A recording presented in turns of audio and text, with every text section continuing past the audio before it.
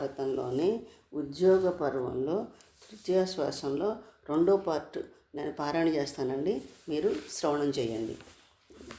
శ్రీకృష్ణుడు ప్రేమతో ఇంటికి పిలిచి భోజనం పెట్టే చోట చెప్పేందుకు ఏమీ ఉండదు. అయితే విపత్తు కలిగే చోట అవునని చెప్తే ఒక ప్రమాదం పొంచి ఉంటుంది, కాదని చెప్తే మరొక రకమైన ఇబ్బంది ఉంటుంది.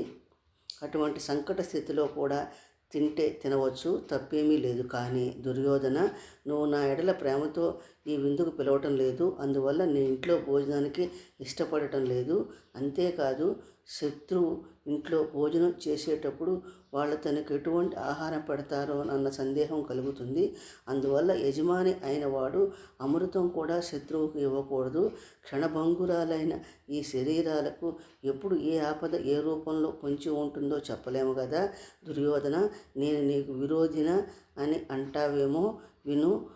పాండవులంటే నీకు కోపం, వాళ్ళేమో నాకు పంచప్రాణాలు. ఎవరైతే తన ప్రాణాలకు హానికి తలపెడతారో అట్టివారు విరోధులే కదా, అందులో సందేహం ఏముంటుంది. పాండవులపైన నీకెంత కోపం ఉండేందుకు ఒక కారణం కూడా చెప్పలేవు. అయినా చిన్నతనం నుండి నువ్వు వారిని అపకారం చేస్తూనే ఉన్నావు. వారా పుణ్యకార్యాలు చేసేందుకు ఆసక్తి చూపుతూనే ఉంటారు. అన్ని విధాల పూజింపదగిన వారు, అన్నిటినీ మించివారు నీ పెనతండ్రి బిడ్డలు, నీకు సహోదరులు. అటువంటి వారితో విరోధం పెట్టుకోవచ్చా? కనుక నువ్వు పుణ్యాత్ములు బాధిస్తున్నావు. పుణ్యాత్ములు బాధించే వారు పెట్టే అన్నం విషాన్నంతో సమానం.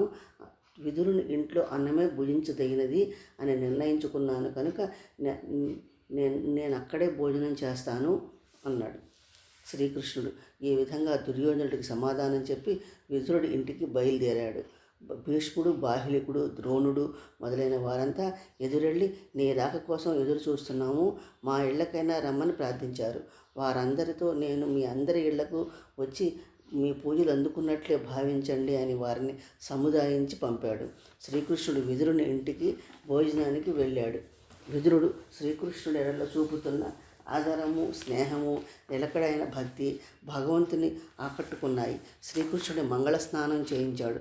బ్రాహ్మణులందరూ భోజనం చేసిన తర్వాత శ్రీకృష్ణుడి సాచికి భోజనం చేశారు.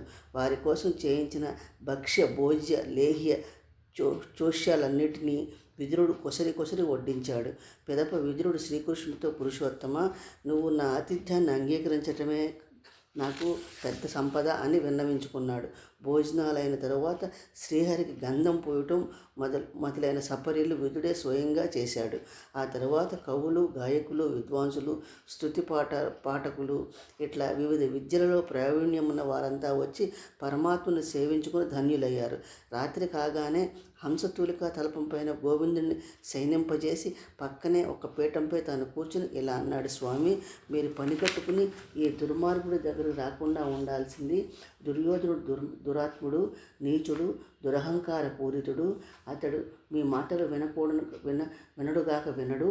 ఎందువలనంటే 11 అక్షోహిణుల సైన్యాన్ని సమీకరించుకొని బలమదంతో విర్రవీగుతున్నాడు. అతడికి మద్దతు ఇస్తున్న రాజులంతా పూర్వం పాండవుల చేతిలో ఓడిపోయిన వారే. వీరంతా కర్ణుడి అండన చేరి పాండవులపైన పగ తీర్చుకోవాలని కలలుగంటున్నారు. భీష్మ, ద్రోణాది మహావీరుల శక్తి సామర్థ్యాలపై విశ్వాసం ఉన్నా కూడా దుర్యోధనుడు కర్ణుడే తనకు జయం తెచ్చి పెడతాడన్న పేరాశతో ఉన్నాడు. నారాయణ, నువ్వు ఇక్కడికి రాకపూర్వమే కౌరవులంతా కలిసి ఒక నిర్ణయానికి వచ్చారు. అదేమంటే వారు పాండవులకు ఏమీ ఇవ్వరు, తామే ఈ భూమండలాన్నంతా అనుభవించాలని అనుకుంటున్నారు. అతడికి సాయంగా వచ్చిన రాజులు కూడా అతడికి సాయంగా వచ్చిన రాజులు కూడా ఉంటే కర్ణుడితో పాటే మేము బ్రతికి ఉంటాము, లేదా కర్ణుడితో పాటు చేస్తాము అని పట్టుబట్టి కూర్చున్నారు. అందువల్ల దుర్యోధనుడు దురహంకారంతో కయ్యానికి కాలు తవ్వుతున్నాడు. స్వామి, నీ మహిమ వారెరుగరు, నీ ప్రజ్ఞాపాఠవాలు, నీ పౌరుషం నేను ఎరుగుదును. నేను ఎన్ని చెప్పినా వాళ్ళు వినరు, సభలో నీ ఆజ్ఞను అతిక్రమిస్తారు. నీపైన, పాండవ పుత్రుడిపైన నాకుండే అభిమానం కొద్దీ ఇవన్నీ చెప్తున్నాను. కనుక కౌరవ సభకు నువ్వు వెళ్ళవద్దు. అందుకు కృష్ణుడు ఇలా అన్నాడు. కృష్ణుడు: విదురా, నీ వివేకం, నీ ఆత్మీయత నాకు తెలుసు. నా మేలు కోరే తల్లిదండ్రుల వలె నా హితం చెప్పావు. ఆయన నేనెందుకు వచ్చానో వారికి చెప్పి దానికి వారేమంటారో తెలుసుకుని ఆ తర్వాత నేను చేయవలసింది చేస్తాను. విదురా, దుర్యోధనుడు దుర్మార్గాలన్నీ నాకు తెలుసు. అతడితో చేతులు కలిపిన రాజులంతా పాండవుల మీద పగతో దుర్యోధన పక్షాన చేరారు. పాపాత్ములతో భూభారం పెరిగిపోయి ఒక పక్కకు ఒరిగిపోయింది. అనేక వేల ఏనుగులు, గుర్రాలు, సైనికులు, రాజులు మృత్యువు నోట్లో ప్రవేశించేందుకు ఆరాటపడుతున్నారు. భూమండలం అంతా మృత్యువు నోట్లో ప్రవేశించకుండా ఆపడం ఎవరి వల్ల అవుతుంది? ఆయన మృత్యుముఖంలోకి పరిగెడుతున్న మూర్ఖత్వాన్ని మాన్పించడం పుణ్యహేతువు కాదా? మానవుడు నిరంతరం పాపపుణ్యాలలో పడి కొట్టుకుంటూ ఉంటాడు. వీటి నుండి ఓ క్షణం ఎడబాటైనా అది సత్పరిణామమే అవుతుందని అంటారు. బంధువర్గంలో అంతఃకలగాలు పుట్టినప్పుడు నిందలు నిష్ఠురాలు భరించైనా అడ్డుపడి మాన్పించే ప్రయత్నం చేయాలి. అట్లా చెయ్యని వాడిని క్రూరాత్ములు అంటారు. కర్మకాండలు తెలిసిన పెద్దలు. అందువల్ల భారత జాతి అంతఃకలహాల్లో నాశనమైపోకుండా ప్రయత్నం చేద్దామని వచ్చాను. ధర్మసమ్మతంగా చెప్పబడిన మాటలు 4 చెప్పి వెళతాను. దుర్యోధనుని, అతని మంత్రుల్ని సంధికి ఒప్పించే ప్రయత్నం చేస్తాను. పాండవ కౌరవులకు యావత్ భారతానికి ఉపకారం జరిగేట్లు నా సాయశక్తిలా ప్రయత్నిస్తాను. నన్ను పాండవ పక్షపాతి అని అనుకున్నా, నా మాట తోసేసినా అది మంచిదే అనుకుంటాను. దానికి తగిన ఫలం అనుభవిస్తారు. అలా కాదని నేను ప్రయత్నం చేయకపోయినా కూడా నలుగురు నన్నే ఆడిపోసుకుంటారు. అన్నదమ్ముల మధ్య తగాదాలు వచ్చినప్పుడు బంధువై ఉండి కూడా ప్రయత్నించకుండా ఊరుకున్నాడంటారు. కృష్ణుడు తలుచుకుంటే ఆ మాత్రం చేయలేడా అని లోకులు అంటారు. అందువల్ల అన్ని విధాలా చెప్పి చూస్తాను. వాళ్లకు భూమి మీద నోకులుంటే నా మాట వింటారు. కాదని నువ్వు అనుమానించినట్టే నా మీదే కత్తి కట్టారనుకో, నన్ను ఎదిరించి వీళ్ళలో ఒక్కడైనా బతికి బట్ట కట్టగలడా? అంతా విన్న విదురుడు శ్రీకృష్ణుని ఆలోచన బాగుందని మెచ్చుకుని తన పడక గదికి పోయి పడుకున్నాడు. శ్రీకృష్ణుడు కూడా పాలకడలిలా ఉన్న ఆ తలపం పైన పడుకుని విదురుడు లాంటి వాళ్ళని వేళ్ల మీద లెక్కించవచ్చు అనుకుంటూ విదురుణ్ణి, అతడి ఆలోచన తీరును మెచ్చుకొని నిద్రలోకి జారుకున్నాడు.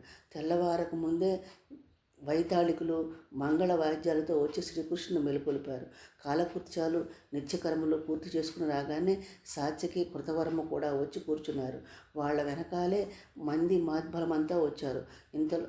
ఇంతలో శకుని, దుశ్శాసనులను వెంటబెట్టుకుని దుర్యోధనుడు వచ్చాడు. అంతా కలిసి కాసేపు పిచ్చాపాటి మాట్లాడుకున్నారు. ఆ తరువాత దుర్యోధనుడు: కృష్ణ, ధృతరాష్ట్ర మహారాజు బంధుమిత్రులతో కొలువు తీరి ఉన్నాడు. మీ రాక కోసం ఎదురు చూస్తున్నాడు అంటూ సభకు ఆహ్వానించాడు. అంతటి శ్రీకృష్ణుడు శంఖ, చక్ర, భేరీలు, చామరాలతో రథమెక్కి కూర్చున్నాడు. రథం బయలుదేరింది. సాత్యకి, కృతవర్మ శ్రీకృష్ణుడి రథానికి చెరో పక్క తమ రథాలను నడిపించారు. దుర్యోధన, కర్ణ, శకుని, దుశ్శాసనులు వారి రథాలను అనుసరించారు. నగరవాసులంతా శ్రీకృష్ణుని కన్నులారా దర్శించుకున్నారు. రథాలు రాజమందిర ద్వారాన్ని చేరాయి.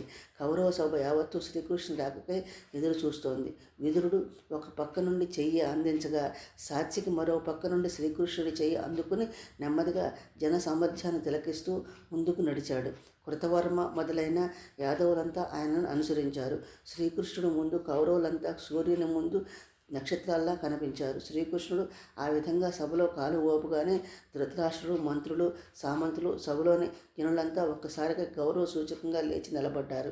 ధృతరాష్ట్ర మహారాజును మిగిలిన వారందరినీ అభినందిస్తూ తన కోసం ప్రత్యేకంగా ఏర్పాటైన సింహాసనంపై ఆసీనుడయ్యాడు. అదే సమయానికి ఆకాశ మార్గంలో నారదాది మహర్షులు కనిపించారు.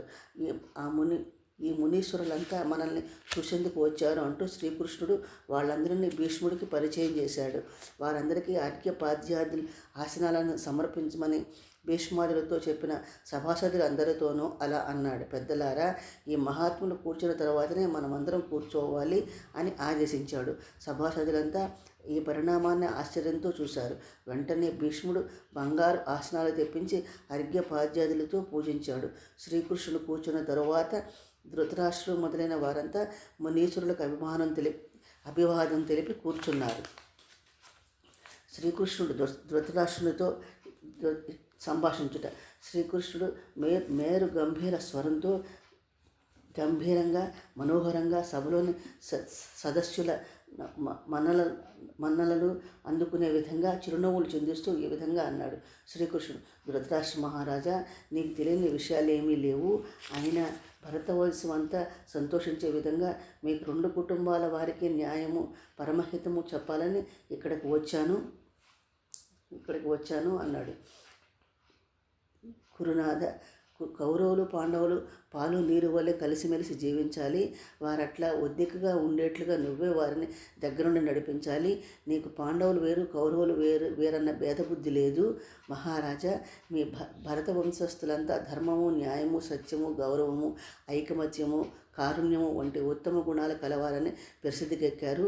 నువ్వు నీ తమ్ముడు పాండురాజు కూడా అట్లాగే ఆ వంశ గౌరవాన్ని కాపాడుకుంటూ వచ్చిన వారిలో శ్రేష్ఠులు. నీ కుమారులు కూడా అనేక కళ్యాణ గుణాలు కలవారు.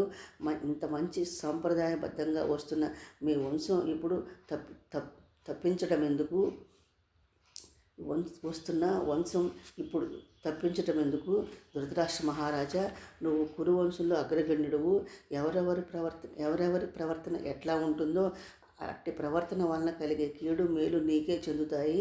కాబట్టి 2 కుటుంబాలకు ఏది శ్రేయస్సో ఊహించి కపటం లేని స్నేహం కలిగి ఉండేట్లుగా లోకులు మెచ్చుకునే విధంగా నువ్వే వారిని సరిదిద్దుతూ ఉండాలి. రాజా, దుర్యోధనుడు అతడి అనుచరులెవరు ధర్మబద్ధంగా నడవటం లేదు. మంచి చూడకుండా ప్రవర్తిస్తున్నారు. అట్లాగే ఉంటే అర్థసిద్ధి లభిస్తుందా? వంశాచారానికి విరుద్ధంగా నడుస్తున్నామన్న ఆలోచన కూడా లేకుండా బంధువులు అతన్ని హింసిస్తున్నారు. అట్లాగే కొనసాగటం మంచిది కాదు. నువ్వు కల్పించుకుని పాండవులతో సంధి చేసుకునేట్లు ప్రయత్నించు. వాళ్ళు మీరు ప్రశాంతంగా జీవించండి. సంధి కార్యం నీ చేతిలో ఉంది. నువ్వు తలుచుకుంటే సమస్యలన్నింటినీ చక్కబెట్టగలవు. కౌరవులకు పాండవులకు వివేకం కలిగేట్లు చెయ్యి. అందుకు నువ్వే సమర్థుడవు. రాజా, భీమార్జునులతో సరితూగల వీరులు ఇక్కడ ఎందరున్నారు నువ్వే చెప్పు. అట్లాగే భీష్మ ద్రోణాదులకు సాటి అయిన వారు అక్కడా లేరు. అటువంటి మహావీరులు యుద్ధం పేరుతో చావటం కన్నా ఒక్కరే నీ చేతి కింద ఉంటే ఎంత మేలు ఆలోచించు. ఈ భూమండలంలోని రాజులంతా నీ పాదాక్రాంతులు కారా? 4 సముద్రాల మధ్య నుండే భూభాగమంతా నీదవుతుంది. నువ్వు కనుక ఉపేక్షిస్తే ఇది ఒక్క కౌరవులకే కాదు, ప్రజలందరికీ వినాశనం తెస్తుంది. చివరికి మిగిలేది బూడిదే. రాజా, కౌరవులు పాండవులు నీకు 2 కళ్ళు. అందులో ఎవరికి చావు ప్రాప్తించినా బాధ పడేవాడివి నువ్వే. వారిలో ఎవరికి బాధ కలిగినా ఆ బాధ నీకే చెందుతుంది. పాండవులు కౌరవులు ఇద్దరు చక్కగా చదువుకున్న వారే, ఇద్దరు భుజబలం గలవారే. అటువంటి వారు చిన్న విషయానికి పోయి యుద్ధం చేసుకుంటే చావు తప్పదని తెలిసి కూడా నువ్వు ఆపేందుకు ప్రయత్నం చేయకపోవడం మంచిది కాదు. ఎంతో అల్లారుముద్దుగా పెంచుకున్న వాళ్ళ శరీరాల్లో వాడి బాణాలు గుచ్చుకొని నేల కూలడాన్ని చూసి నువ్వు సహించగలవా? రాజా, అనుభవము రాజనీతి ఉపయోగించి శాంతి కోసం ప్రయత్నించు. కురు పాండవులు యుద్ధంలో మరణించకుండా కాపాడు. లోకంలో ప్రజలంతా నేను మెచ్చుకునేట్లు ప్రవర్తించు. శ్రీకృష్ణుడు పాండవులను చెప్పిన మాటలు ధృతరాష్ట్రునితో చెప్పుట. శ్రీకృష్ణుడు, పాండవులు తండ్రి లేని పిల్లలు. వారిని చిన్నతనం నుండి నువ్వే కాపాడుకుంటూ వచ్చావు.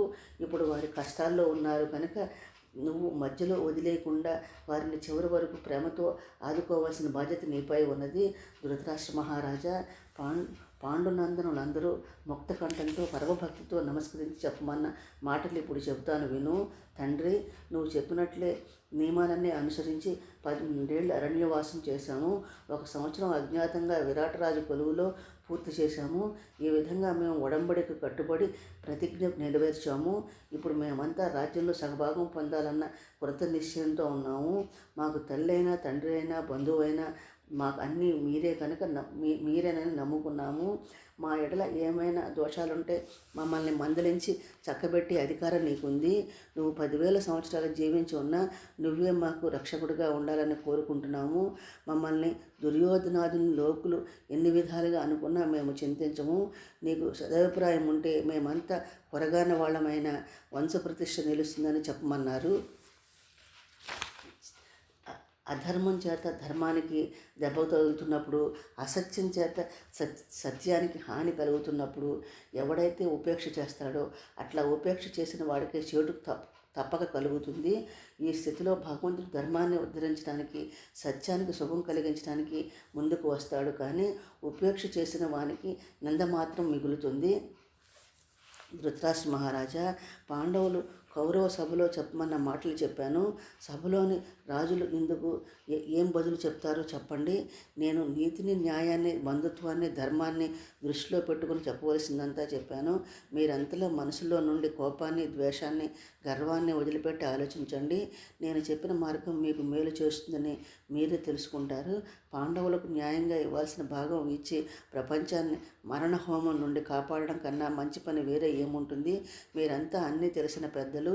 పాండవుల రాజ్యభాగం ఇవ్వటమే చేయదగిన కార్యం. అదే ధర్మం, అదే సరైన నీతి. అది మీ అందరి చేతుల్లోనూ ఉంది. ఈ విధంగా సభాసదులకు హితం చెప్పి మరల ధృతరాష్ట్రునితో, రాజా, పాండవుల తండ్రి భాగం పాండవులకి ఇవ్వు, నీ రాజ్య భాగాన్ని నీ పిల్లలకి ఇవ్వు. అందువల్ల నీ కుమారులు మనుమలు సుఖంగా బతికిపోతారు. అట్లా చేస్తే బంధువులు, స్నేహితులు, సత్పురుషులు నిన్ను అభినందిస్తారు. రాజా, ధర్మరాజు యొక్క ధర్మ ప్రవర్తనను, సత్యనిరతిని, న్యాయశీలము నీకు తెలుసు. ఇంతకాలం అతను మిమ్మల్ని ఎంత వినయంతో సేవించాడో నీకు తెలుసు. అంతేకాదు పాండవులు అఖండ శక్తియుక్తులు ఉన్నవారని కూడా నువ్వు ఎరుగుదువు. ధర్మరాజు ఇంద్రప్రస్థపురాన్ని ఏలే రోజుల్లో లోకంలో ఉండే రాజులందరి మదము అణిచి నీకు పాదాక్రాంతులు చేశాడు. అంతేకాదు నీకు అశేష సిరి సంపదను సమకూర్చి పెట్టాడు.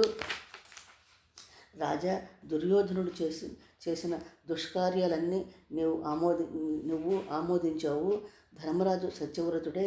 తనకు కలిగిన కష్టాలన్నింటినీ సహించి అరణ్యాలకు పోయి అష్టకష్టాలు పడ్డాడు. తన మంచితనంతో భీమార్జునుల శౌర్య పరాక్రమాలన్నింటినీ అణిచిపెట్టి దుఃఖంలో దైన్యాన్ని అనుభవిస్తూ ప్రతిజ్ఞను క్రమంగా ఆచరించాడు. ఆయన నీ చేతి కిందకు ఒదిగి జీవించాలని కోరుకుంటున్నాడు. దుర్యోధనుడు క్షమార్హం కాని దుష్కార్యాలు ఫలాన్నంతా నీ తల మీద వేసుకున్నావు. కానీ ఎన్ని అపకారాలు చేసినా నీ కొడుకులతో కలిసి జీవించాలని కోరుకుంటున్నాడు. అజాత శత్రువు శీలానికి ఇంతకన్నా గొప్ప నిదర్శనం ఏముంటుంది అనే ధర్మజ్ఞుడి ధీరోదాతను, శాంతి కాముకత్వాన్ని, బంధుప్రీతిని సమర్థవంతంగా సభలో తెలియపరిచాడు. భీమార్జునుడు అమిత బలశాలి అయిన కన్నీళ్లు తుడుచుకుంటూ ధర్మరాజు మాట కట్టుబడి ఉన్నారు.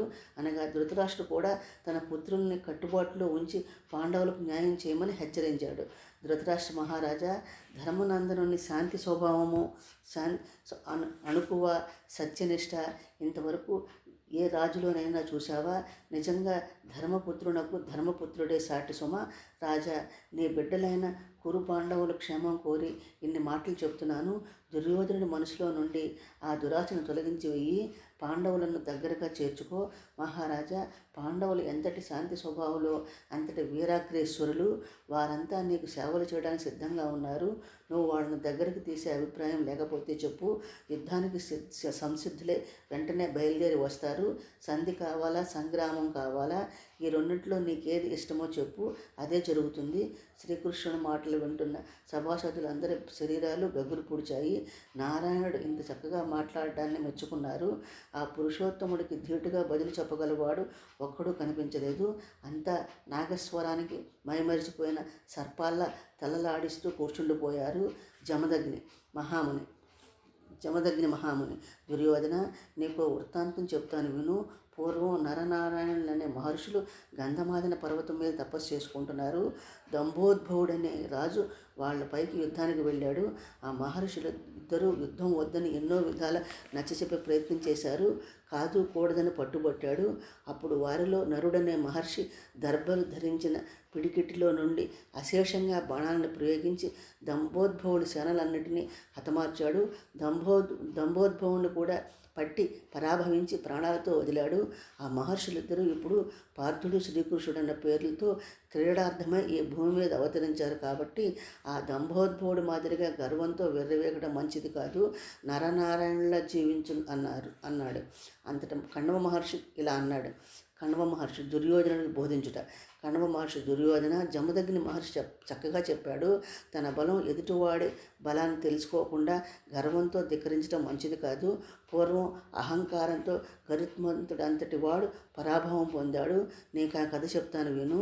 పూర్వం దేవేంద్రుడు రథసారథి అయిన మాతాలి తన కుమార్తె గుణకేశికి ఆర్యకుడనే సర్పరాజుకు మనమడును చికురుడనే వాడికి కుమారుడైన సుముఖుడికిచ్చి వివాహం చేయాలని మాట్లాడేందుకు ఆర్యకుడి వద్దకు వెళ్ళాడు.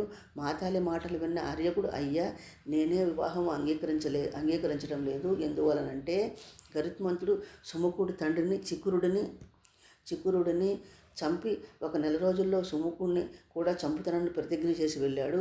అందువల్ల నేను సుముఖుణ్ణి వివాహాన్ని జరిపించలేనని చెప్పాడు.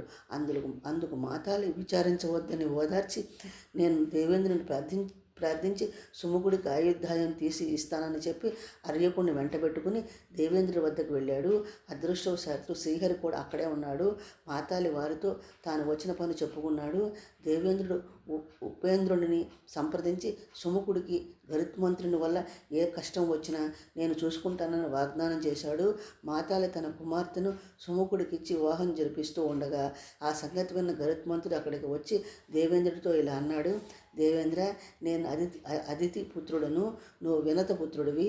మనిద్దరికీ తండ్రి కశ్యపుడే కనుక మనిద్దరం కలిసి రాక్షసులను వెతికి చంపుదాము. అది అట్లా ఉంచు. నేను నీకన్నా ఏ విషయంలో తక్కువ? నేను చేసిన ప్రతిజ్ఞ ఎందుకు అడ్డుకుంటున్నావు అని దేవేంద్రుడిని నిలదీశాడు. అప్పుడు దేవేంద్రుడు, గరుత్మంతుడా, నీ పరాక్రమానికి కానీ ప్రభావానికి కానీ విష్ణు భగవానుడే కారణము అన్నాడు. ఇంద్రుడి మాటలు విచారిస్తూ, తమ్ముడా, నీకు నా శక్తి ఏమిటో తెలుసు, అయినా తెలియనట్లు మాట్లాడుతున్నావు. అదితి కన్నా దేవతలందరినీ నా సన్నని ఏకపై భరించగలిగాను.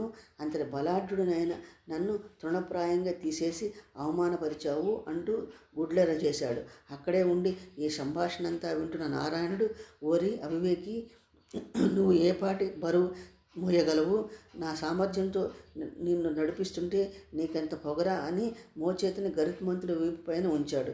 ఆ భారాన్ని మోయలేక గరుత్మంతుడు గుడ్లు తేలేసి నేల మీద ఒళ్ళు తెలియకుండా పడిపోయాడు. అంతట శ్రీహరి, గరుడా, భయపడకు అని అభయమిచ్చి ఈకలలోని చిక్కంత చేత్తో సరిచేసి కరుణ చూపి మళ్ళీ ఎగరడానికి అనుమతి ఇచ్చాడు. ఆ విధంగా విష్ణుదేవుడు గరుత్మంతునిపై దయతలచి ఓరడించి ఇక మీదట గర్వం లేకుండా బుద్ధి కలిగి ఉండమని హెచ్చరించి పంపాడు. కావున దుర్యోధన, గర్వాన్ని విడిచిపెట్టు. ఈ వృత్తాంతం అంతా మహాత్ముడైన నారదునికి కూడా తెలుసు. మాతాలి కుమార్తె వివాహానికి అతడు కూడా వెళ్ళాడు. కావాలనుకుంటే అతడిని అడిగి చూడు అన్నాడు. అంతేకాదు, పరమేశ్వరుడైన శ్రీకృష్ణుని మహిమ ఇతడికి కొట్టిన పిండి. అట్టి నారాయణుని మూర్తియే దేవకీసుతుడని తెలుసుకో. ఈయన అండదండలున్న కుంతీపుత్రులతో నువ్వు స్నేహంతో మెలగడం నీకు క్షేమం అన్నాడు నారద మహర్షి. నేను ఈ పని అట్లాగే చేస్తానని ముందు వెనుకలు ఆలోచించకుండా పట్టుబడితే ఆపదలు తప్పవు. అందుకు ఉదాహరణగా గాలవుడి కథ చెప్తాను విను. దుర్యోధన, గాలవుడనే ముని కుమారుడు విశ్వామిత్రుడి దగ్గర విద్య నేర్చుకుని గురు దక్షిణ కోరుకోమని విశ్వామిత్రుడిని ప్రార్థించాడు. అందుకు విశ్వామిత్రుడు తనకేమీ వద్దన్నాడు. ఆయన గాలవుడు పట్టుపట్టి విడవకుండా విశ్వామిత్రుడిని వేధించాడు. విశ్వామిత్రుడు విసుగు పుట్టి, అట్లాగైతే శరీరం అంతా తెల్లగా ఉండి చెవి దగ్గర మాత్రం నల్లగా ఉండే 800 గుర్రాలను గురుదక్షిణగా తెచ్చిమ్మన్నాడు. గాలవుడు సంతోషంగా గుర్రాల కోసం వెతకటం ప్రారంభించాడు. నిద్రాహారాలు లేకుండా భూమండలం అంతా వెతికాడు, కానీ ఎక్కడా దొరకలేదు. విసుగుతో దేహత్యాగానికి సిద్ధపడ్డాడు. అటువంటి సమయంలో బాల్య స్నేహితుడు గరుత్మంతుడు కనిపించాడు. గరుత్మంతుడు గాలవుడిని ఓదార్చి తన వీపు మీద కూర్చొని పెట్టుకుని తూర్పు దిశగా ఆకాశ మార్గాన్ని పోతూ ఉండగా గాలవుడికి కళ్ళు తిరిగి శరీరం స్వాధీనం తప్పింది. అప్పుడు గరుత్మంతుడు గాలవుడిని ఒక పర్వతంపై దింపి అతడికి శరీరం స్వాధీనం అయ్యేంత వరకు సేవలు చేశాడు. ఆ కొండపై తపస్సు చేసుకుంటున్న శాండల్ అనే మునీశ్వరుడి శాపం వల్ల గరుత్మంతుడు రెక్కలన్నీ కాలిపోయాయి. ఆ ముని అనుగ్రహం వలన కొంతకాలానికి రెక్కలు తిరిగి మొలిచాయి. మరల గాలవుణ్ణి తన వీపు మీద ఎక్కించుకుని భూమండలంలో ప్రతిష్టాపురాధీశుడైన యయాతిని కలుసుకున్నాడు. యయాతి తన బాల్య స్నేహితుడైన గరుత్మంతుని ఆదరించి గాలవుని వృత్తాంతం తెలుసుకున్నాడు. గరుత్మంతా, ఇట్లాంటి గుర్రాలు నా వద్ద ఒక్కటి కూడా లేదు. నాకు మాధవి అనే కూతురు ఉంది. ఈమెను తీసుకుని పో. ఏ రాజుకైనా ఇటువంటి గుర్రాలుంటే ఈమెను రాజుకిచ్చి నీకు కావలసిన గుర్రాలను పొందండి అని తన కూతురిని మాధవిని వారి వెంట పంపాడు. గాలవుడు మాధవులను వెంట పెట్టుకుని అయోధ్య నగరానికి చేరుకున్నాడు. అయోధ్యను ఇక్ష్వాక మహారాజు పాలిస్తున్నాడు. అతడి వద్ద అటువంటివి 200 గుర్రాలు మాత్రమే ఉన్నాయి. అప్పుడు మాధవి గాలవుడితో ఇలా అంది, నేను ఒక మహాత్ముడి వరప్రభావం చేత నేను బిడ్డల కన్నా కూడా కన్యత్వం చెడిపోదు, కన్యగానే ఉంటాను కనుక నన్ను ఈ రాజుకిచ్చి వివాహం చేసి అతడి వద్దనున్న 200 గుర్రాలను తీసుకుని పొమ్మని సలహా ఇచ్చింది. ఇక్ష్వాకుడు మాధవుని భార్యగా స్వీకరించేందుకు అంగీకరించాడు. కానీ ఒక కుమారుడు కలిగేంత వరకే మాధవుని భార్యగా ఉంటుంది. ఆ తర్వాత ఆమెను తిరిగి తీసుకుని పొమ్మన్నాడు. అందుకు అంగీకరించిన గాలవుడు ఇక్ష్వాకుడు నుండి 200 గుర్రాలను పొందాడు. ఒక కుమారుడు పుట్టగానే మాధవుని తిరిగి గాలవుడికి ఇచ్చేశాడు. అప్పుడు గరుత్మంతుడు వచ్చి ఈ పద్ధతిలోనే మిగిలిన గుర్రాలను కూడా సమకూర్చుకోమని చెప్పి వెళ్ళిపోయాడు. అప్పుడు అంతటి గాలవుడు మాధవుని తీసుకుని దేశాటన చేస్తూ కాశీపురాధీశుడైన దేవోదాసుడికి భోజపురాధీశుడైన ఔసీరుడికి మాధవునిచ్చి వివాహం చేసి వారి నుండి 200 గుర్రాలను పొందాడు. ఆ రాకుమారులిద్దరూ మాధవి వలన 2 కుమారులను కన్నారు. కాశీపురాధీశునికి ప్రతవర్ధనుడు అనే కొడుకు, భోజపురాధీశుడికి శిబి అనే కొడుకు కలిగారు. ఆయన మాధవి తన కన్యత్వాన్ని పోగొట్టుకోలేదు. మరల మాధవుని వెంటబట్టుకుని దేశాటన చేస్తుండగా మళ్ళీ గరుత్మంతుడు వచ్చి, మిత్ర, నీకు ఇంకా శ్రమ పడవద్దు. లోకంలో ఇంకెక్కడా ఇటువంటి గుర్రాలు లభించే అవకాశం లేదు. అందువల్ల నువ్వు గురువరేణ్యులైన విశ్వామిత్రుడి దగ్గరికి వెళ్ళు. నువ్వు సంపాదించిన 600 గుర్రాలని ఆయనకి సమర్పించు. మిగిలిన గుర్రాలకు గాను మాధవుని ఆయనకిచ్చి నిన్ను విడుదల చేయమని ప్రార్థించు అని సలహా ఇచ్చి తన వీపు మీద ఎక్కించుకుని విశ్వామిత్రుడి ఆశ్రమానికి చేరుకున్నారు. గరుత్మంతుడు విశ్వామిత్రుడి మహర్షితో ఇలా అన్నాడు, మహాత్మా, ఇతడు అతి కష్టం మీద 600 గుర్రాలను మాత్రమే సంపాదించగలిగాడు. ఇతడు పసివాడు, నువ్వు కృపాసాగరుడువు కనుక ఇతడి నుండి మాధవుని గ్రహించి ఇతడిని గురు రుణ విముక్తుడిని చేయమని ప్రార్థించి తన దారిని తాను వెళ్ళాడు. అంతటి విశ్వామిత్రుడు మాధవి వలన అష్టపుడు అనే కొడుకుని కని మాధవిని అతడికి అప్పగించాడు. తరువాత మాధవి కూడా తపస్సు చేసుకోవడానికి వెళ్ళిపోయింది. ఇది గాలవుడి కథ. దుర్యోధన, ఎవరైనా కూడా నిర్బంధించకూడదు. దురహంకారం ఆపదను తెచ్చిపెడుతుంది. యయాతి మహారాజు కూడా అహంకారంతోనే పుణ్యలోకాల నుండి తరిమివేయబడ్డాడు.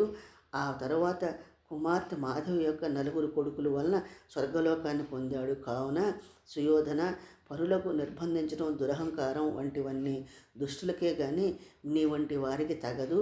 బలవంతులైన పాండవులు సంధి చేసుకోవడం వలన దుర్బలత్వం తొలగిపోయి మేలు జరుగుతుంది. శ్రీకృష్ణుడి మాటలు విను, కురువంశాన్ని కాపాడు. ఈ విధంగా 3 మునిపుంగవులు దుర్యోధనుడికి హితం తెలిపారు. దుర్యోధనుడు నారద ముని మాటలను పెడచెవిన పెట్టుట. నారదాది ముని పుంగవులు హితం కోరి చెప్పిన మాటలు దుర్యోధనుడికి రుచించలేదు. వారితో కర్కశంగా ఇలా అన్నాడు, ఓ మునీశ్వరులారా, బ్రహ్మదేవుడు నొసటి రాత ఎలా రాసి పెడతాడో అట్లాగే జరుగుతుంది, కానీ అందుకు భిన్నంగా జరగదు కదా. కనుక మీ మాటలు ఏవి పనికొచ్చేవి కావు. ఇకనైనా మీ పనికి మాలిన మాటలు ఆపి మీ దారిన మీరు పొండి అని అన్నాడు. మునులతో దుర్యోధనుడు చెప్పిన పెడసరి సమాధానం ధృతరాష్ట్రుని కలతపెట్టింది. ధృతరాష్ట్రుడు శ్రీకృష్ణుడితో ఇలా అన్నాడు, కృష్ణ, నువ్వు చెప్పిన పద్ధతి బాగుంది. అందువల్ల ఇహపరాలు 2 దక్కుతాయి. కానీ నా కుమారుడు మూర్ఖుడు. నేను నయానా భయానా ఎంతగానో చెప్పి చూశాను. నా మాటల్ని బొత్తిగా లక్ష్య పెట్టడం లేదు. పోనీ నువ్వైనా వాడికి 2 మంచి మాటలు చెప్పి ఒప్పించు, నీకు పుణ్యం ఉంటుంది అని బతిమలాడాడు. ధృతరాష్ట్రుని మాటలు విన్న శ్రీకృష్ణుడు దుర్యోధనుడితో ఇలా అన్నాడు, సుయోధన, నీ వంటి ఉత్తమ ప్రభువులు ఎవరూ చెడు పనులకు పూనుకోరు. నువ్వు అందరికన్నా పెద్దవాడవు. నీ తమ్ముల్లో పుత్రులో పెడదారిన పడుతుంటే మందలించి దారిలో పెట్టాల్సిన వాడవు. నీ తండ్రి బంధువులు పాండవులతో సంధి చేసుకోవాలని కోరుకుంటున్నారు. నీ చుట్టూ ఇచ్చకాలు మాట్లాడే అల్పబుద్ధులు ఎవరైనా ఉంటే వారి మాటలు వినవద్దు. ఎందువలనంటే పాండవులు బాగా చదువుకున్నవారు, పరాక్రమం గలవారు. వారు మీరు కలిసిమెలిసి ఉంటేనే బాగుంటుంది. ధృతరాష్ట్రుడు, భీష్ముడు, బాహ్లికుడు, ద్రోణుడు మొదలైన వారంతా కోరుకుంటున్నారు. దుర్యోధన, అసత్యం వల్ల కానీ లోభం చేత కానీ మనం ఎంత ప్రయత్నించినా సంపదలు పెరగవు. ఆకలి వేసినప్పుడు కంటికి ఇంపుగా ఉన్నాయి కదా అని ముష్టిక పండ్లు తింటామా? వాటి వల్ల ఆకలి తీరదు, శరీరానికి పుష్టిని ఇవ్వదు, పైపెచ్చు రోగం కూడా వస్తుంది. నీ చుట్టూ ఉండే ఉండే దుశ్శాసన, శకుని, కర్ణ వంటి వారంతా ముష్టిక పండ్ల వంటి వారు. వారిచ్చే చెడు సలహాల వల్ల కార్యాలు సమకూరుతాయా చెప్పు. భీమార్జులు పరాయి వారు కారు, నీకు సోదరులే. వారు కూడా నీకు మళ్ళీనే గొప్ప భుజబల పరాక్రమాలు ఉన్నవారు. అటువంటి వారేమో నీకు పరాయి వారు అయ్యారా? ఎందుకు కొరగాని వారు నీ పంచన చేరి నీ దయపై బతుకుతున్న వారందరినీ బుజ్జగిస్తున్నావు, దగ్గరకు తీస్తున్నావు. సత్యాన్ని, ధర్మాన్ని నమ్ముకున్న పాండవుల్ని ఎందుకు ద్వేషిస్తున్నావు? ఎంత ఆలోచించినా బోధపడటం లేదు. పాండవులు మీరు కలిసిమెలిసి ఉంటే లోకంలో ఉండే రాజులందరూ మీకు సేవకులే మెలుగుతారు. మీరు సుఖంగా తిని కాలు మీద కాలేసుకుని దర్జాగా బతకవచ్చు. నువ్వు ఇట్లా సుఖపడటం నీ చుట్టూ ఉన్న వారిని ఇష్టం లేదు. అందువల్లనే పాండవులపై నీకు ద్వేషభావాన్ని నూరిపోస్తున్నారు. సంధి ప్రయత్నాలు బెడిసికొట్టేందుకు నీకు సలహా ఇస్తున్నారు. పోనీ పాండవులతో యుద్ధమే చేయాల్సి వచ్చిందనుకో, అప్పుడు వెళ్ళ ఒకరైనా పాండవులను ఎదిరించి నిలబడగలరా? ఒకసారి ఆలోచించు దుర్యోధన. యుద్ధం అంటూ జరిగితే ఒక కర్ణాదులే కాదు, దానవులే వచ్చి నీ పక్షాన్ని నిలబడిన పాండవులను జయించలేరు.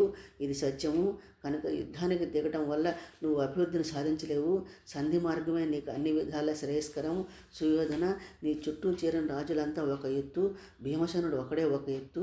భీముడే తలుచుకుంటే ఆ పరమశివుడు కూడా భయంతో కంపించిపోతాడు. కనుక పాండవులతో కోరి తగాదా పెట్టుకోవద్దు. నీకు ఇంకో సంగతి కూడా చెప్తాను విను. నీ సైన్యం అంతా కలిగి చూసిన అర్జునుని ఎదిరించి నిలబడగలవాడు ఒక్కడైనా ఉన్నాడా? నువ్వు యుద్ధాన్ని కోరుకుంటే నువ్వు విజయాన్ని సాధించలేకపోగా అపార జన నష్టం కలుగుతుంది. కనుక జన నష్టానికి కారకుడు కావద్దు.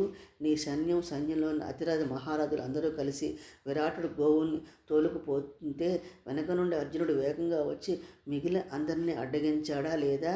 అప్పుడు అతడొక్కడే కదా అజ్ఞాతవాసంలో ఉంటూ చేత అమ్ముల పొద అయినా లేకుండా మెరుపు వలె వచ్చి గోవులన్నింటినీ మత్స్య దేశానికి తరలించుకుపోలేదా?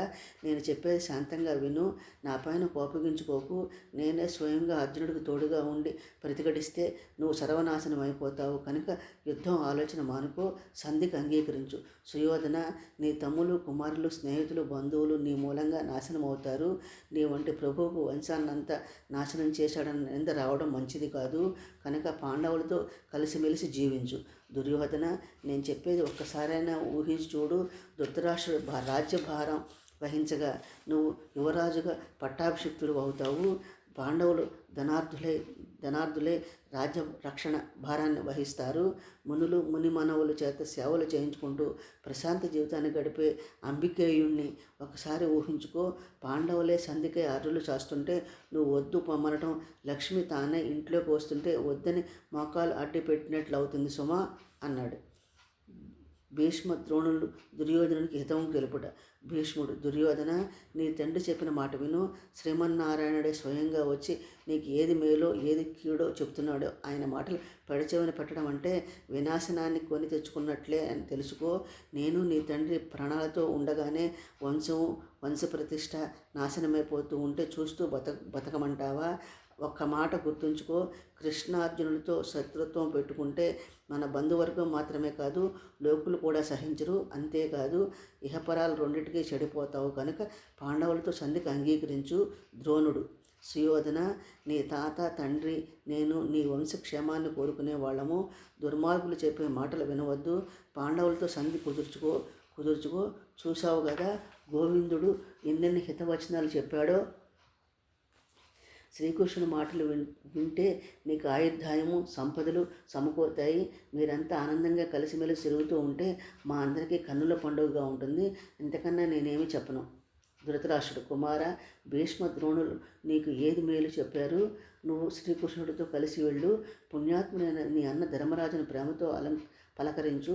దాంతో అన్ని సమస్యలు సద్దుమణిగిపోతాయి. శ్రీకృష్ణుడి మాటలు వింటే నీకు అన్ని శుభాలే కలుగుతాయి. భీష్మ ద్రోణులు, సుయోధన, నీ తండ్రి చెప్పినట్టు చెయ్యి. వెళ్ళి నీ అన్నగారైన ధర్మరాజు పాదాలకు నమస్కరించు. అతడు నిన్ను ప్రేమతో లేవనెత్తి కౌగిలించుకుంటాడు. అతడి తరువాత భీముడు కూడా నిన్ను తన విశాలమైన వక్షస్థలంపై హత్తుకుని కౌగిలించుకుంటాడు. అట్లాగే అర్జును నకుల సహదేవులు కూడా నిన్నెంతో ప్రేమతో ఆలింగనం చేసుకుంటారు. చుట్టరికంతో పాటు సంపదలు అభివృద్ధి చెందుతాయి. స్నేహితులు సామంతులు ఎంతో సంతోషిస్తారు. రెండు వైపులా యుద్ధం చేయడానికి వచ్చిన రాజులంతా తమ తమ పట్టణాలకు వెళ్ళిపోతారు. అట్టి నీ నిర్ణయానికి లోకులంతా కూడా ఎంతో సంతోషిస్తారు. నీ రెండు కుటుంబాల వారు రాజ్యం పంచుకుని హాయిగా అనుభవిస్తూ ఉంటే లోకమంతా పండుగ చేసుకుంటారు. అంతటి దుర్యోధనుడు శ్రీకృష్ణుడితో ఇట్లా అనుట: కృష్ణ, గురువైన ద్రోణుడు, భీష్మ పితామహుడు, నా తండ్రి ధృతరాష్ట్ర మహారాజు నన్ను అన్ని విషయాల్లోనూ నిందిస్తూ ఉంటారు. ఇప్పుడు నువ్వు కూడా వారితో చేరావు. ద్రౌపదిని అవమానపరిచాను అంటున్నారు.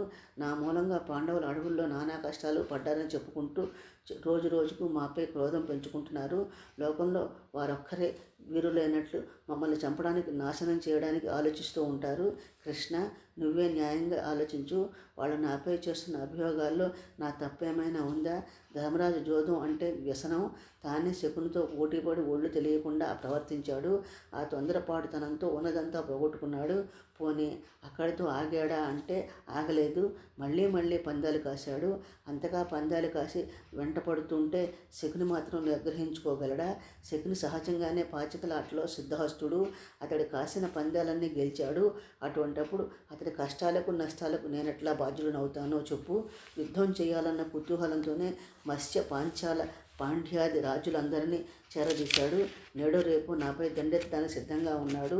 అటువంటి క్రూరమైన ఆలోచనలు నేను ఎప్పుడైనా చేశానా? సర్వజ్ఞుడు నీవు, నేను చెప్పాల్సింది ఏముంటుంది? ఇంతదాకా వచ్చినప్పుడు మేము మాత్రం చచ్చి కూర్చోగలమా చెప్పు? మేము క్షత్రియ పుట్టుకే పుట్టాము. ఎదుటివారు యుద్ధానికి పిలుస్తుంటే వెనక పొమ్మంటావా? క్షత్రియ ధర్మం వహించి యుద్ధం చేస్తూ మరణిస్తే ఇక్కడ కీర్తి వస్తుంది, అక్కడ సర్వసుఖాలు దక్కుతాయి. అందువల్ల దేవేంద్రుడే వచ్చిన ఎదుర్కొంటానే కానీ శిరస్సు వంచి దాసోహమనను. నాకు బొత్తిగా లోకజ్ఞానం లేని రోజుల్లో నా తండ్రి తాత కూడబలుకుని రాజ్యంలో భాగం ఇచ్చారు. ఇప్పుడు నేను పెద్దవాడిని అయ్యాను, లోకజ్ఞానం తెలిసి వచ్చింది. ఇప్పుడు కూడా నా శక్తి సామర్థ్యాలు గుర్తించకుండా అదే పద్ధతిలో పోతామంటే నేను అంగీకరించను. ఇంతవరకు మా రాజ్యాన్ని అనుభవించి రుచి మరిగారు. అదే మనసులో పెట్టుకుని ఇప్పుడు మళ్ళీ గొల్లగొట్టాలని చూస్తున్నారు. నేను ఇవ్వను. భీష్మ ద్రోణులు మా పక్షాన ఉన్నారు. కృష్ణ, ఇన్ని మాటలెందుకు? మేము వారికి భూమి పంచుకొని పరిపాలించడం జరగదు.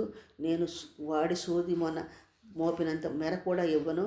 మాలో ఎవరో ఒకరు యుద్ధంలో విజయం సాధించి రాజ్యం చేయాలని నిర్ణయించుకున్నాము. దుర్యోధన మాటలు విన్న శ్రీకృష్ణుడు కోపం కొట్టొచ్చినట్టు కనిపించింది. తెల్ల తామరల వంటి కన్నులు గల వాసుదేవుడు కన్నులు ఎర్ర తామర వర్ణాలు సంతరించుకున్నాయి. ఆయన ముఖంపై చిరునవ్వు తొలగలేదు. కృష్ణుడు దుర్యోధనుడికి చెప్పిన దురాగతాలన్నీ తెలుపుట.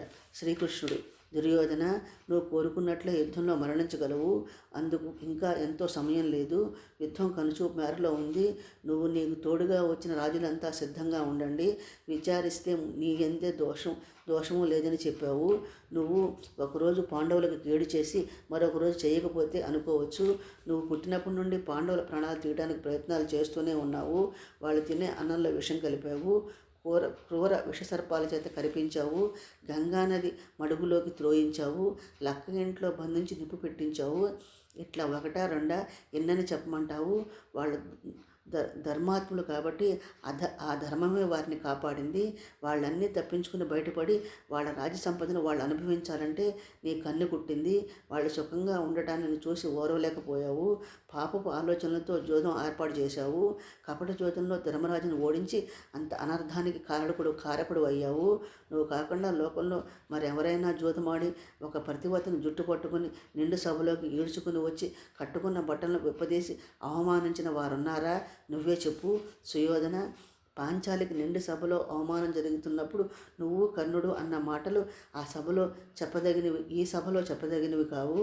ఉత్తమ వంశంలో పుట్టింది, సత్ప్రవర్తన కలిగిన ప్రతివర్తను ఈ విధంగా పరాభవిస్తుంటే కళ్ళారా చూసిన ఈ సభాసదులు ఎదుటనే నా వలన ఏ నేరమో జరగలేదు అనటం నీకొక్కడికే చెల్లింది సుమా. మా పైకి దండెత్తి రావడానికి సిద్ధంగా ఉన్నారని పాండవులపై నేరం మోపినంత మాత్రాన మీకు ప్రాణాలు దక్కుతాయని అనుకుంటున్నారా? భీష్ముడు, ద్రోణుడు, నీ తండ్రి ధృతరాష్ట్రుడు ఇంకా ఎందరో చెప్పిన హితవచనాలు నీ చెవికి ఎక్కడం లేదు. పాండవులు పొడ నీకు బొత్తిగా గిట్టదని తెలిసి కూడా సంధి చేసుకోవడానికి నీకు పాండవులకు మంచిదని చివరిసారిగా చెప్పుకోదామని ఇంత దూరం వచ్చాను. ఈ విధంగా శ్రీకృష్ణుడు పరిపరి విధాలుగా దుర్యోధనుడికి నచ్చ చెప్పే ప్రయత్నం చేస్తుండగా దుర్యోధనుడు విని భరించలేకపోయాడు. అప్పుడే దుశ్శాసనుడు దుర్యోధనుడి చెవిలో, అన్నయ్య, తండ్రి భీష్మ ద్రోణులు నీతో కలిసి వచ్చేట్లుగా లేరు. ఏదో విధంగా నీ మెడలు వంచి వాళ్ళ మార్గాన్ని మరలించమని శ్రీకృష్ణుడు ప్రార్థించేట్లున్నారు.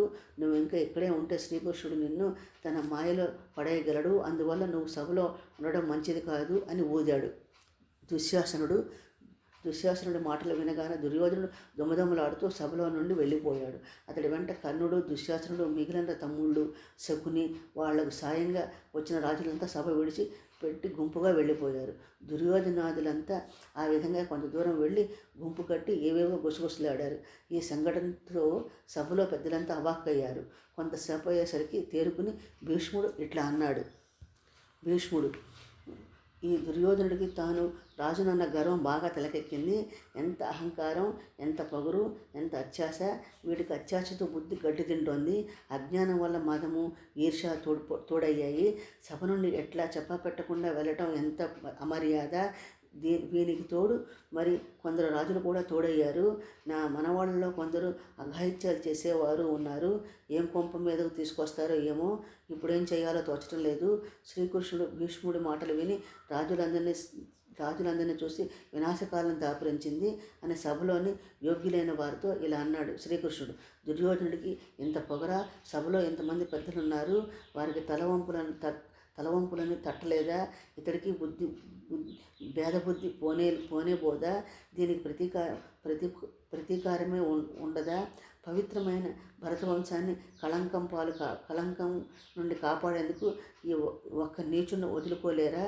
ఈ కౌరవ జాతికి ఏర్పడిన పీడ తొలగదా? కంసుడు ఈ విధంగానే తండ్రిని బాధపెట్టి ధర్మాన్ని నాశనం చేస్తుంటే బంధువులంతా వచ్చి నాకు చెప్పుకున్నారు. దుష్టాంగాన్ని కోసివేసే వైద్యునిలాగా నేను దుష్టుని సంహరించి అతడి తండ్రి అయిన ఉగ్రసేనుడికి రాజ్యం కట్టబెట్టి కులాన్ని కాపాడాను. మీరు కూడా అట్లా చేయలేరా? ఈ దుర్యోధనుడి పీడ విరగడైతే కష్టాలన్నీ తీరిపోతాయి. కురువంశ ప్రతిష్ఠ నిలబడుతుంది. కురు పాండవులు కలిసి జీవించే భాగ్యం లభిస్తుంది. నేను చెప్పిన మార్గం మీకు మంచిదని అనిపించడం లేదా? సభలో శ్రీకృష్ణుడన్న తీవ్రమైన పదజాలాన్ని విన్న ధృతరాష్ట్రుడు బెదిరిపోయి విదురుడితో ఇలా అన్నాడు. గాంధారిని తెలివిగలది, దుర్యోధనుడికి తగిన విధంగా చెప్పగల సమర్థురాలు. అక్కడిక్కడికి పిలిపించు, కుమారుని శాంతింపజేస్తుంది. నువ్వు త్వరగా వెళ్ళు, ఆవిడని ఇక్కడికి తీసుకునిరా అన్నాడు. విదురుడు వెంటనే వెళ్ళి గాంధారిని సభలోనికి తీసుకుని వచ్చాడు. గాంధారి వచ్చి తగిన ఆసనంపై కూర్చున్నది. అప్పుడు ఆమె ధృతరాష్ట్రుడితో ఇలా అంది. నీ కుమారుడు అవిధేయుడే సభలో నుండి వెళ్ళిపోయాడు. ఇటువంటి మూర్ఖుడు ఎక్కడైనా ఉంటాడా? నువ్వే వాడికి నేర్పుగా మంచి మాటలు చెప్పి శాంతింపజేయాలి. నువ్వు వాడిని శాంతింపజేసే శ్రీకృష్ణుడి కృపచేత కురువంశం నిలిచి ఉంటుంది. అప్పుడు గాంధారి ధృతరాష్ట్రునితో ఇలా అంది. రాజా, నీ కొడుకు అవిధేయుడని నాకు తెలుసు. తెలిసి వాడు ఆడించినట్లల్లా ఎందుకు ఆడుతున్నావు? నువ్వు పాండుపుత్రులకు ఏమిచ్చినా నిన్ను అడ్డుకునేవారు ఎవరు చెప్పు అన్నది. ఆ విధంగా గాంధారి అనగా విదురుడిని పంపి దుర్యోధనుని పిలుచుకురమ్మని పంపారు. విదురుడు వెళ్ళి ధృతరాష్ట్రుడు గాంధారి నిన్ను పిలుచుకురమ్మన్నారని చెప్పాడు. దుర్యోధనుడు తనతో పాటు బయటకు వచ్చిన వారందరినీ అక్కడే ఉండమని తానొక్కడే ముఖమంతా ఎర్రగా కండగడ్డలాగా చేసుకుని తల్లిదండ్రుల వద్దకు వచ్చాడు. అతడిని చూడగానే గాంధారి మనసులోనే తిట్టుకుంది. వీడికి ధర్మం, రాజనీతి, బంధుప్రేమ, నలుగురితో ఎట్లా మెలగాలో బొత్తిగా తెలియదు. నీకు బలం నీకు తెలియదు. నీకు సహాయంగా వచ్చిన వారి బలం అంతకన్నా తెలియదు అన్నది. బంధువుల అయిష్టాన్ని తెలిపింది. పాండవులు బల పరాక్రమాల గురించి విడమర్చి చెప్పింది. బుజ్జగించింది, గదమాయించింది, బెదిరించింది. ఆమె ఎన్ని విధాలు చెప్పినా అంతా పక్కనే చేరి దురాలోచన చేయడం ప్రారంభించాడు. దుర్యోధనుడు శ్రీకృష్ణుని బంధించే ప్రయత్నం చేయుట. దుర్యోధనుడు శ్రీకృష్ణుడు దురుద్దేశంతో వచ్చినట్లు అనిపిస్తోంది. అందులో భాగంగా భీష్మ ద్రోణులను తన వైపుకు తిప్పుకున్నాడు. సమయం చూసి మనల్ని బంధించి మన పొగరని చేయట్లుగా చేయాలని కుట్ర పన్నుతున్నాడు. పూర్వం తాను కంసుని చంపిన తీరున భీష్మ ద్రోణులకు వివరిస్తున్నాడు కనుక అతడి కన్నా మనమే ముందుగా మేలుకొని అతన్ని బంధించాలి. అప్పుడే మన పని సులువు అవుతుంది. అది ఎట్లాగంటే మనం కృష్ణుని బంధిస్తే అక్కడ పాండవులకు నవనాడులు కుంగిపోతాయి. దాంతో కానీ వాళ్ళు మన దారికి రారు. ఒకవేళ మనం అనుకున్నట్లుగా దారికి రాకుండా దండెత్తి వస్తే సులభంగా ఓడించవచ్చు. వాళ్ళకు ఆత్మ వంటి శ్రీకృష్ణుడు మన వద్ద బందీగా ఉన్నప్పుడు వాళ్ళు మనల్ని ఏమీ చేయలేరు. కూరల పీకిన పాములాగా పడి ఉంటారు. దుర్యోధనుడు దురాలోచన దుష్ట చతుష్టయం అని పిలువబడే దుర్యోధన, దుశ్శాసన, కర్ణ, శకునుల ఆమోదించారు. ఆ దిశగా ప్రయత్నాలు ముమ్మరంగా సాగుతున్నాయి. వీరి వాలకం గమనిస్తున్న సాత్యకి కృతవర్మకు సైగ చేసి తన వద్దకు పిలిపించుకొని, నువ్వు పోయి యుద్ధానికి సంసిద్ధుడివై ఉండు. దుర్యోధనాదులు అక్రమ మార్గంలో పోతున్నారని రూఢిగా అనిపిస్తోంది. సేనలందరినీ వాకిటి ముందు సన్నద్ధం చేసి ఉంచు.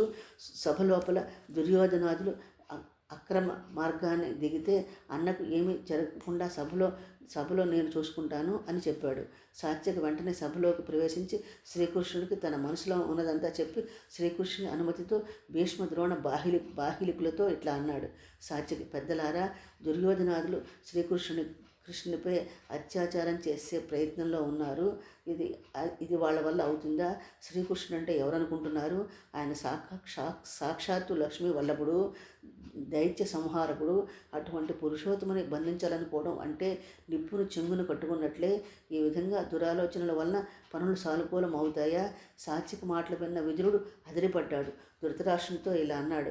ధృతరాష్ట్ర మహారాజా, నీ కొడుకులు మహాపుణ్యశీలుడు, అనన్య పరాక్రమశాలి అయిన శ్రీకృష్ణుని సామాన్య మానవుడిలాగా బంధిస్తున్నారు. వాళ్లే కనుక బంధించే ప్రయత్నం చేస్తే భయంకరమైన అగ్నిహోత్రం పైకి మిడతల దండు మూగినట్లు ఉంటుంది. క్షణంలో మాడి మసైపోతారు. కౌరవులతో పాటు వారి మరణం సమీపించినట్లే అన్నాడు. విదురుడి మాటలు విన్న శ్రీకృష్ణుడు సభాసదులంతా వినేట్లుగా ధృతరాష్ట్రునితో ఇలా అన్నాడు. మహారాజా, దుర్యోధనాదులు నా మీద కోపంతో ఇంత పనికి పూనుకున్నారు. చాలా సంతోషం. నీవు రాజ్యాధికారంతో వాళ్ళని నిద్రించేందుకు నాకు అనుమతి ఇస్తే నా శక్తి కొద్దీ జయింపు శక్యం కానీ కురువంశ కుమారులందరినీ విరోధాన్ని చక్కదిద్ది ఆ తర్వాతనే ఇక్కడి నుంచి వెళ్తాను అన్నాడు. వాసుదేవుడి మాటలు విన్న ధృతరాష్ట్రుడు వణికిపోయాడు. దుర్యోధనాదుని వెంటనే ఇక్కడికి పిలిపించు రమ్మని విదురుని పంపాడు. విదురుడు వెళ్ళి చతుష్టయంతో ఉన్న దుర్యోధనుని పిలుచుకుని వచ్చాడు. వాళ్ళు ధృతరాష్ట్రుడు ఈ విధంగా మందలించాడు. మీ అందరికీ దుర్బుద్ధి పుట్టింది. మీ శక్తి ఏమిటో మీకు తెలియటం లేదు. నువ్వు నీ తుంటరి స్నేహితులు శ్రీమన్నారాయణుడైన శ్రీకృష్ణునికి హాని తలపెడతారా? వాయువుని చేతితో బంధించడానికి చూస్తున్నావు. మహాపర్వతాన్ని పికిలించగలరా? కారు చిచ్చును చేత్తో నలిపివేస్తారా? ఇటువంటి ఆలోచనలు చేస్తే ఇట్టే నాశనమైపోతారు. నేనేం చేయను అని మొత్తుకున్నాడు. ఆ తర్వాత విదురుడు ఇలా అన్నాడు. దుర్యోధన, శ్రీకృష్ణుడు బాల్యం నుండి ప్రదర్శించిన క్రీడలు ఎరుగవా? ఎవరెవరిని ఎక్కడెక్కడ ఏమేమి చేశాడో నీకు తెలియదా? వృధాగా ఎందుకు నాశనమైపోతావు అన్నాడు. అప్పుడు శ్రీకృష్ణుడు దుర్యోధనుని తెరపారా చూశాడు. నేను ఒంటరివాణ్ణే అనే కదా నీ బలగంతో కలిసి నన్ను బంధించాలని చూస్తున్నావు అంటూ ఓ చిరునవ్వు నవ్వాడు. అప్పుడు ఆ వాసుదేవుడు నుదుట బ్రహ్మదేవుడు, వక్షస్థలంలో రుద్రుడు, ముఖంలో అగ్ని, పార్శ్వ ప్రదేశంలో ఇంద్రుడు, యముడు, వరుణుడు, కుబేరుడు, ద్వాదశ ఆదిత్యులు, మరుత్తులు, విశ్వదేవతలు, అశ్వినులు జనించారు. బలరాముడు, పార్థుడు కుడి ఎడమ చేతుల నుండి ఉద్భవించారు. వీపు నుండి ధర్మరాజు, భీమసేనుడు, నకులుడు, సహదేవుడు ఆవిర్భవించారు. అనేక మంది సాయుధులైన వృష్టి, భోజక, అంధక వంశాలకు చెందిన బంధుమిత్రులు తొడల నుండి ఉద్భవించారు. భగవంతుడైన ఆ పరమ పురుషుని అనేక హస్తాల్లో శంఖము, చక్రము, గద, ఖడ్గము, శక్తి మొదలైన దివ్యాయుధాలను ప్రకాశించాయి. పురుషోత్తముడి నేత్రాలు, చెవి, ముక్కు రంధ్రాల నుండి పగలతో కూడిన అగ్నిజ్వాలలు వెలువడ్డాయి. త్రివిక్రముడు రోమకూపాల నుండి సూర్యకిరణాల వంటి కాంతులు వెలువడ్డాయి. అట్లా కళ్ళు జిగేలమనే ఆ ముకుందుడి దివ్య తేజస్సు చూడలేక సభలోని వారంతా కళ్ళు మూసుకున్నారు. భయానక ఆశ్చర్యాలతో నిశ్చేష్లయ్యారు. అప్పుడు తెల్ల తామరల వంటి నేత్రాలతో ఆ దేవదేవుడు, నారదుడు మొదలైన మహర్షులు వైపు భీష్ముడు, విదురుడు, ద్రోణుడు, సంజయుడు మొదలైన వారి వైపు దయతో నిండిన చూపులు ప్రసరింపజేసి వారికి విశ్వరూపం సందర్శించేందుకు దివ్య దృష్టిని ప్రసాదించాడు. వారంతా శ్రీమన్నారాయణుని విశ్వరూపాన్ని సందర్శిస్తూ పరిపూర్ణమైన ఆనందానుభవంలో ఓలలాడారు. అప్పుడు ధృతరాష్ట్రుడు సభలో నెలకొన్న కలకలమంతా విని ఆ గోపాలదేవుని విశ్వరూపమై ఉంటుందని ఊహించాడు. వాసుదేవ, ఆశ్రయించిన వారి భయాన్ని తొలగించే వారిలో అగ్రగామివి, నా యందు దయచూపు, నా అజ్ఞానాన్ని మన్నించు, నిన్నే శరణు వేడుతున్నాను, నీ పాదాలను స్మరించే భాగ్యాన్ని ప్రసాదించు అని వేడుకోగా దయామయుడైన ఆ దేవదేవుడు పుట్టుగుడ్డి మహారాజుకు దివ్య దృష్టి ప్రసాదించాడు. భగవంతుడిచ్చిన చూపుతో కళ్ళ నిండా ఆనంద బాష్పాలు కారుస్తున్న శ్రీకృష్ణుడు విశ్వరూపాన్ని దర్శించి నమస్కరించి, పురుషోత్తమ, నీవు దివ్య దర్శనాన్ని చూశాను, ధన్యుడనయ్యాను. నిన్ను చూసిన కళ్ళతో ఇతరులను చూడటానికి ఇష్టం లేదు. నువ్వు ఇచ్చిన చూపు మళ్ళీ వెనక్కి తీసుకోమని ప్రార్థించాడు. ధృతరాష్ట్ర మాటలు విన్న సభాసదులంతా ఆశ్చర్యంతో విశాలమైన తెల్లని కన్నులు గల ధృతరాష్ట్రం చూస్తూ ఉండిపోయారు. తరువాత శ్రీకృష్ణుడు ధృతరాష్ట్రుని కోరినట్లే అతని కన్నులను గుడ్డు అయ్యేట్లు చేశాడు. అట్లాగే తన జగద్వ్యాపకమైన విశ్వరూపాన్ని ఉపసంహరించాడు. నారదాది మహర్షులు వెళ్లేందుకు అనుమతినిచ్చాడు. అప్పుడు వాసుదేవుడు సింహాసనంపై నుండి దిగి సాత్యకి కృతవర్మలను వెంటబెట్టుకుని అక్కడ నుండి బయలుదేరాడు. తృతీయ శ్వాసంలో 2వ భాగం పూర్తయిందండి. నా ఛానల్ కూడా సపోర్ట్ చేయండి, సబ్స్క్రైబ్ చేయండి, లైక్ చేయండి, షేర్ చేయండి. నా పారాయణ కనుక మీకు నచ్చినట్లయితే కామెంట్ రూపంలో తెలియచేయండి.